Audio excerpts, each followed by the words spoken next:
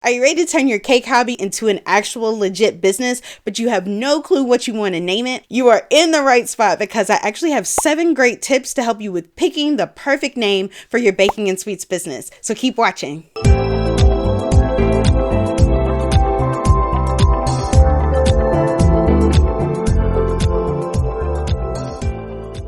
Finding the right name for your baking and sweets business is super important because it's going to follow you for a really long time. You're going to get logos made, you're going to get tablecloths printed, you're going to get your shirts printed, maybe even have hats and aprons, maybe a chef coat. So you want it to be something that you can fall in love with. So in this first tip, I want you to write a list of words that help to describe your business. This could be weddings, birthdays, cakes, strawberries, candy apples, treats. It could be your city, it could be your state. The best place to start is writing a list because now you can have words to pick and choose from to formulate things. It's basically your brainstorming session, all right? So tip number 2. Once you've come up with a name or a list of names that you might want to use for your business, I want you to do a search for that name. And you're going to search 3 places.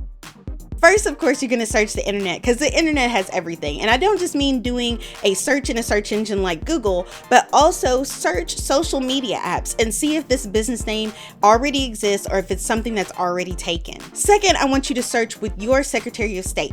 Now, this is important because that name may already be in use in your state or even in your city.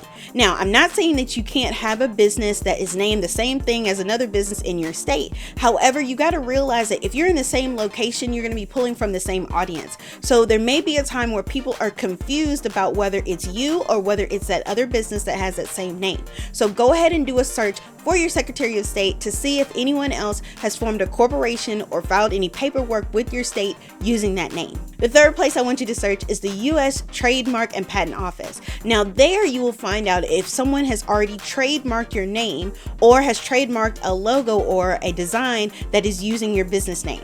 Now obviously that is something you want to avoid because you don't want anybody coming back and suing you for infringement on their name. Okay, so go ahead and include that U.S. Trademark and Patent Office search as well. You can even contact a lawyer to help you with doing that, but you can usually do that on your own as well. Tip number 3, make sure to spell your name correctly. So I know you may be thinking, Sid, of course I'm gonna spell things correctly, but I'm gonna tell you to hold up there because there's a lot of people in our industry that are being unique and I'm not knocking them. They've spelled their name incorrectly in order to be outside the box and different. So instead of spelling cakes with a C, they spelled cakes with a K. Or instead of ending it with an S, they ended it with a Z. Now, I'm not saying that you can't be creative, but it's something to consider when you're going to have a website or when you're gonna have a social media page. People are not typing in cakes with a K. They're not typing in cakes with a Z when they're doing a Google search. They are typing it in spelled correctly. And so if you want to help people to be able to find you in a Google search, then do your best to spell your name correctly, not just in the title of your business name, but also in the body of your website. Now, if you're watching this and you already have a name and it is spelled, quote, incorrectly, don't worry, okay? You can still get found on search engines, but it may be a little difficult. So you're gonna have to work extra hard with spelling those words correctly on your website. So don't try to be fun and unique and quirky when it comes to the body of your website. Make sure things are spelled correctly because Google only knows what we tell it to know. All right. And right now, spelling cakes with a K is not going to help you get found when someone is looking for cakes with a C. Tip number 4, once you figured out your business name, go ahead and purchase your domain name. Now, I know you may not be ready to start a website just yet. However, you can actually buy a domain name at any given time. But the one thing we want to keep in mind is that once a domain name is purchased, you either have to purchase it from somebody or you have to wait until they let that name expire. And who knows when that's going to be or if that actually is ever going to happen. And then like a part 2 to the same point is that you should go ahead and snag up those social media handles on your favorite social media apps to make sure that you have a name that matches with your business.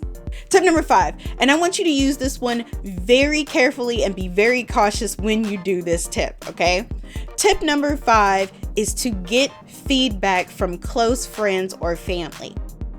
And I use that plural close friends and close family very generously, because I actually only want you to ask maybe like 2 or 3 of your closest friends, people who know you well enough to know if that name actually fits in with you and the vision that you have for your business. I've seen people post on social media and asking their entire followership or all of their friends on social media to chime in about their name, and I promise you it will be more of a headache than it's worth. Like they say, too many cooks in the kitchen will spoil the entire pot. And so you'll get opinions from this person and that person, from people who maybe don't even know the vision and the direction that you want to go, and then you're going to feel confused and overwhelmed, and we do not want that. So like I said, keep it to a close knit, maybe 2 or 3 set of friends, close family members, people who know you well enough to be able to say, yes, that fits, or no, we need to go back to the drawing board. Tip number 6. And this is important, even though I have it kind of down at the bottom. Tip number 6 is that you want to make sure that the name fits you, your vision, and your personality. This is something that you are going to live with for a little while. Okay, so you want to make sure that it fits you and the vision that you have for right now. Now, I'm not saying that you can't change your name later down the road if something changes. However, it's something that you want to fit for you for right now, and you want to be in love with it and you want to be comfortable with it. And so if you're not there yet, then keep working at it. And finally, tip number 7, sleep on it. There is nothing that can bring more clarity to a project than sleeping on it. Okay, so take some time away from it, especially if you have kind of bombarded yourself for several hours or several days trying to get the creative juices flowing, trying to find the perfect name. Sometimes you just need to step away from it, sleep on it. If you have a list of 2 or 3, or if you feel like you've come down to the right name, take a breath, back up from it, and just take a beat. All right, chill out. And then when you come back to it, see if you feel the exact same way that you did a couple days ago.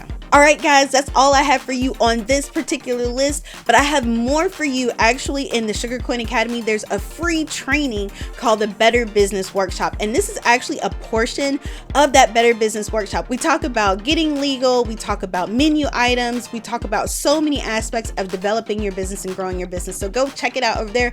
I'm gonna actually leave the link here in the comments below. All right, thank you guys so much for watching. If you haven't already subscribed, go ahead and hit that subscribe button. If you like what you heard, definitely hit that thumbs up button, and make sure to connect with us on Sugar Queen Academy's Instagram page. It's just Sugar Queen Academy. All right, you guys are awesome and beautiful and wonderful, and I look forward to seeing you later on with more tips to help your business grow. All right, bye guys.